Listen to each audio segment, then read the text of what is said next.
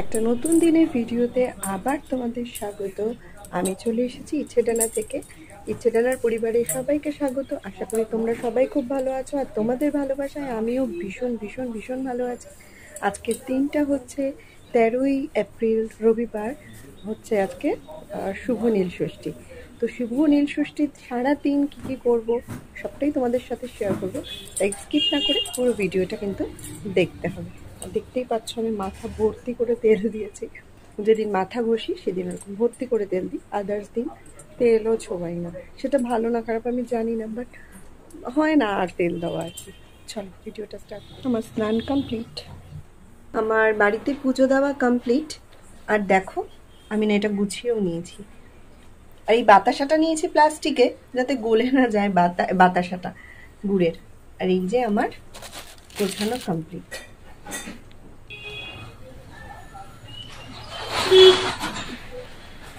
কাকিমা পেছনে আসছে আস্তে আস্তে। আমরা এখন যাচ্ছি পুজো দিতে, আমি আর কাকিমা, আর আরেকজন যে আমার যা যেত তার পুজো দেওয়া কমপ্লিট।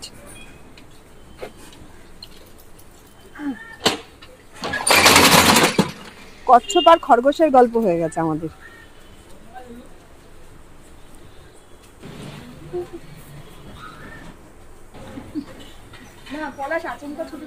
আর ঠিক আছে কিন্তু ফেভারিট কাকিমা, আমাদের ফেভারিট আমার ঘর থেকে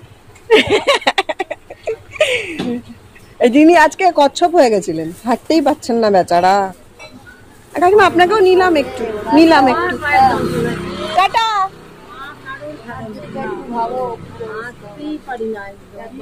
সবার কি পায়ের একই প্রবলেম বাবা?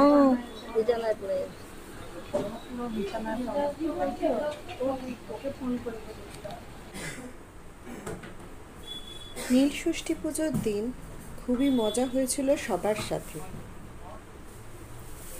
আর যেটা তোমরা আগেও দেখেছো, কাকু কিন্তু চোখে দেখেন না, কিন্তু এত সুন্দরভাবে নিখুঁত পুজো করান যা বলে বোঝাতে পারবো না।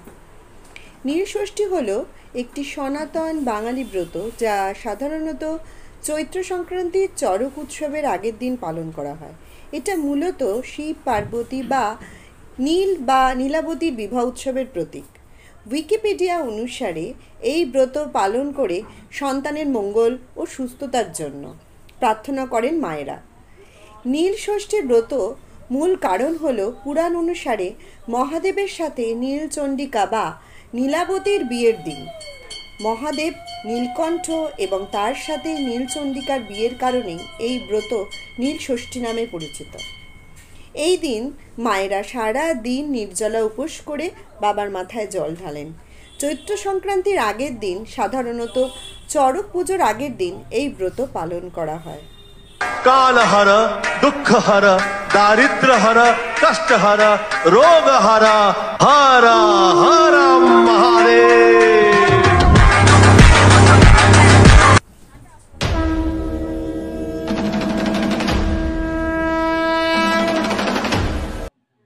আমরা বাঙালিরা এই ব্রত পালন করে থাকি।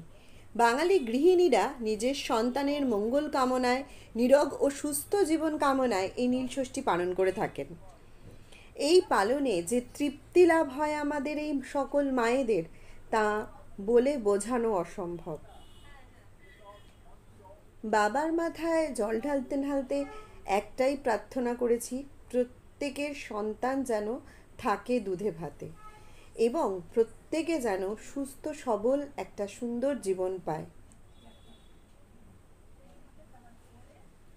আর আগেও যেটা বলেছি, কাকু যেহেতু চোখে দেখতে পান না, তাই প্রত্যেকটা কথাই কাকুকে বলতে হয় যে কাকু এখন ফুল দিচ্ছি, ফল দিচ্ছি। আর কি সুন্দর তার নিখুঁত সেই মন্ত্র বলা। এখন আমাদের অঞ্জলি দেওয়ার পালা। তো দেখুন আপনারা যে কিভাবে কাকু বিনা পুস্তকে অঞ্জলির পাঠ করে যাচ্ছেন।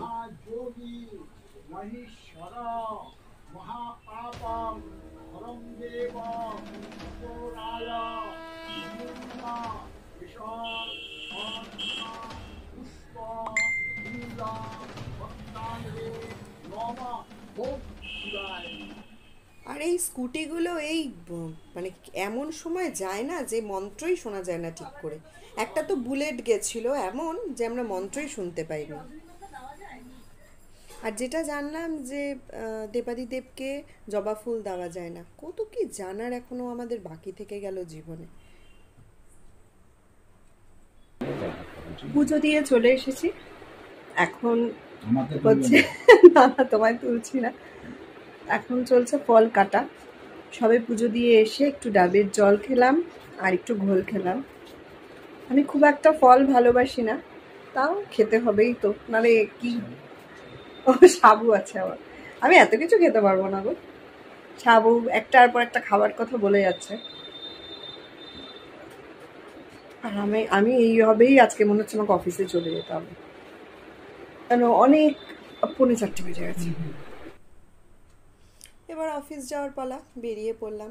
আর কোনো ক্লিপ নিইনি, এবার অফিস থেকে ফিরে আসছি। একটা অনুষ্ঠান কত কি দেয় আমাদের, একটা অনুষ্ঠান মানে কত মানুষের সাথে দেখা হয়।